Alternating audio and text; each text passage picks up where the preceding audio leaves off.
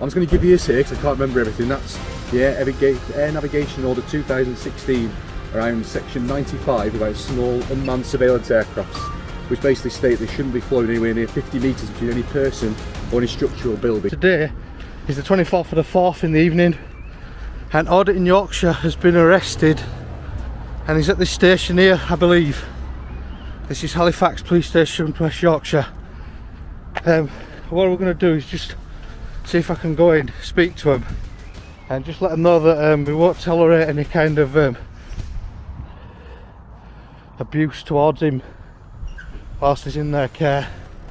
Got a police car heading in there, and we're just going to go in and just basically say that we want to guarantee his safety basically, and that we won't take any brutalisation of Audit in Yorkshire.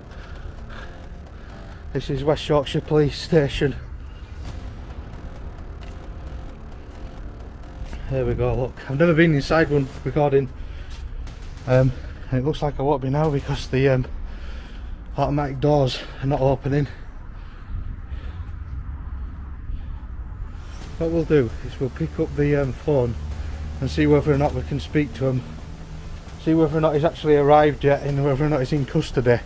And then we'll have a little walk around the back. In fact, what we'll do, we'll have a little walk around the back and see whether or not we can see if he's been taken into custody or not. What we're seeing here is an auditor arriving at Halifax Police Station to check on a fellow content creator who has just been arrested.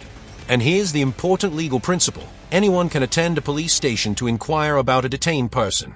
That in itself is completely lawful. What stands out immediately is his tone. He's calm, composed, and clear about why he's there. No aggression, no theatrics, just accountability. But the moment he mentions flying a drone, the dynamic subtly shifts. That's where this interaction moves from routine to legally interesting. And if we can't see anything, what we'll do is we'll pick up the phone and we'll ask him what's going on. Is he due to be released? When's he due to be released? See, this is where you can actually see him getting booked in, I believe. Around this part here. Let's see if we can. So yeah, that's the kind of bit there, look, where they normally take them back into the cells through that way.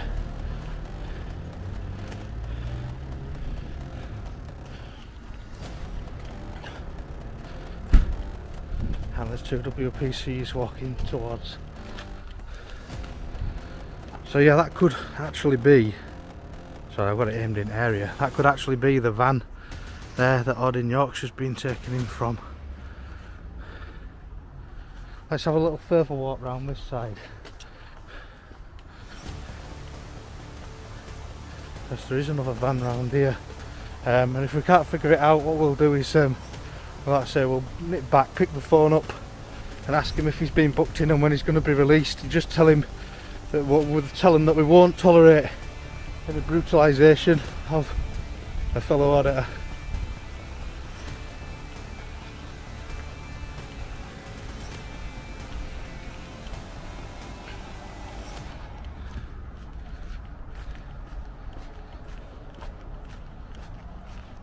Building some new houses there. My God, who'd want to live right across from that?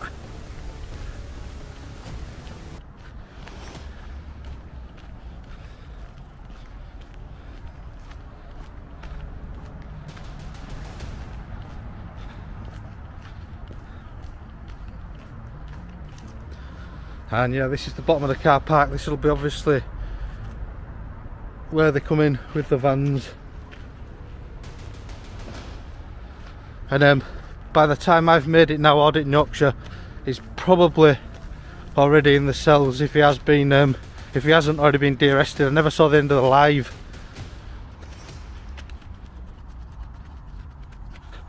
And we have two police officers out in the yard there.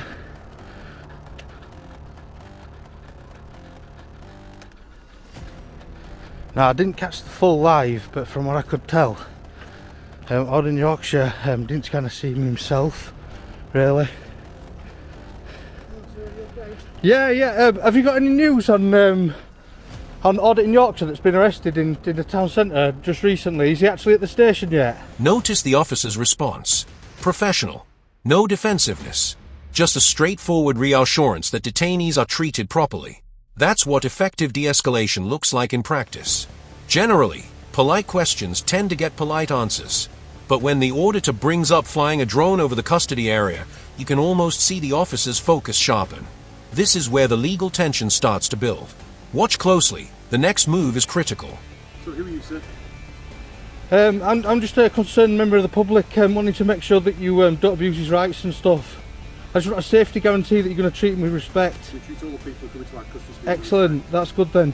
I'm going to be flying a drone over to get some shots to see whether or not we can capture people coming in and out of custody tonight. And that's it really.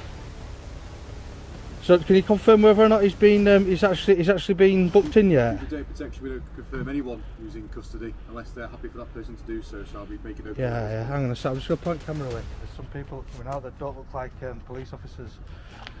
Right. So. You have a nice evening, sir. Yep. You too. Thank you.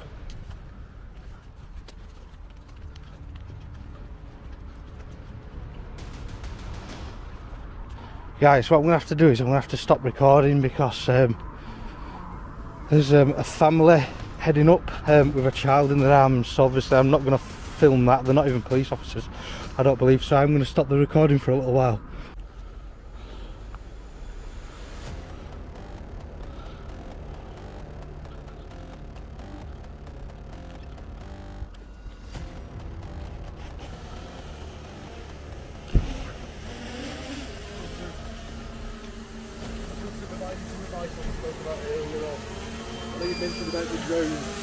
Yeah. Can you hear me, sorry?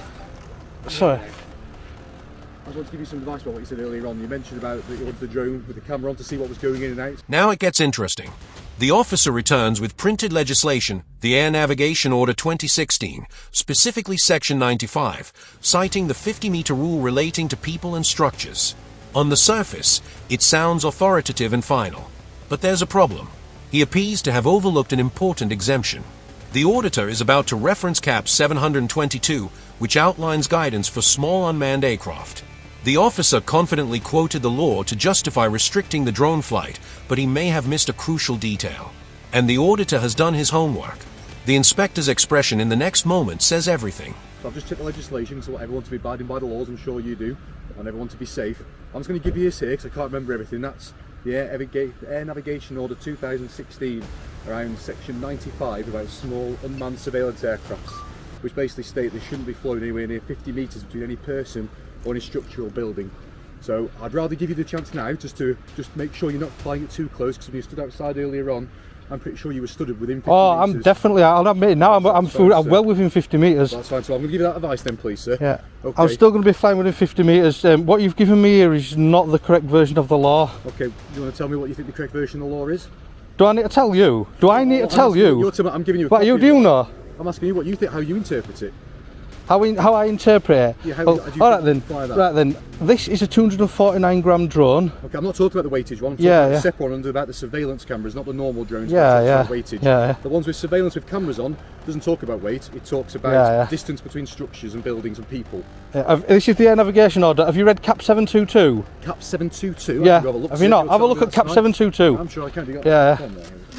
Have a look at Cap 722. It'll tell you that a drone that weighs under 249 grams can fly anywhere you like, basically. Even one with a camera on a surveillance. Anything. Surveillance one of this. Yeah. Tell me it's a camera, aren't you? And here it is, the 249-gram exemption. Drones under 249G are generally subject to fewer separation restrictions compared to heavier aircraft. When this is pointed out, the officer's reaction is actually commendable. He doesn't double down. He doesn't argue.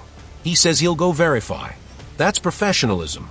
A key principle in policing, and honestly in life, is simple. When you're wrong, check it and correct it. Both sides remain calm. Both stay respectful. And that keeps the entire encounter civil. There's a camera on this, and I will be flying within 50 metres of all these buildings around here and yours, yeah. That's fine. I'm going to check on that. Obviously, if there are any offences being committed to you, you're all liable for arrest. If you're telling me that that's not the case, I'll go check that now. Yeah, Cap 722. Look at under 249 gram drones. And I'll tell you what, just out of the what do they call it? There you go. Look, every day's a learning day, isn't it? ultralight, 249 gram. Right, no, that's good. Thank you. Yeah, so 249 gram drone camera, no problem over a police station. The only place you're not allowed to fly them is in a flight restriction zone, which is airports, and obviously over a prison. Yeah. But then you more or less everything's game, you know what I mean? So I thought I'd just come out and I'll go check on that. Like I said, I'd rather do my research and find that out for you. But like I said, I'd rather work with people than not. Yeah. Are you okay? Yeah. Are you recording? You do know that you're supposed to tell people as well as soon as you approach them that you're recording them. That's another learning point for you both, yeah? That's absolutely fine. Yeah. We are recording audio and visual, so just so you're aware of it. Okay. Excellent. Okay, thank you very Alright much. then, go check on it, and I probably won't see you later. Well, if we do, we do. If we don't, we don't. But Yeah, exactly. Okay, so. Just make sure you treat an audit in Yorkshire with respect, and then you get my respect, definitely. Well, I think I've been very polite. Yeah, you have been very polite and respectful, yeah. And I do appreciate your copy of the air navigation order as well, thank you. No problem at all. I can't remember everything off the top of my head, so I'll bring it out to have a look. But like I said, it works both ways, isn't it? So we'll have a look at Cap 72, you're saying? Cap 722, yeah. Read Cap 722, look for 249 gram drone. It'll tell you where you can fly them. You can fly them basically anywhere, industrial estates. It'll probably get banned over police stations soon. Okay. They just haven't covered that bit off. Yeah, it's because it's new technology. No problem. Can I take your names and call numbers before you go? This final exchange is a textbook example of respectful dialogue. The auditor explains is that out of concern for the detained YouTuber's well-being. The inspector listens. There's no hostility. He provides names and caller numbers without resistance. That's transparency in action. Even when asked for his own name, the auditor politely declines, which is entitled to do. He makes clear he's simply there to show support and ensure the detained individual is okay. The earlier attempt to rely on legislation to deter the drone flight didn't succeed, but importantly, the interaction recovered smoothly. Afterward, the auditor explains that his drone battery is low but makes it clear he intends to fly again, not out of defiance, but to demonstrate that knowing the law removes intimidation from the equation.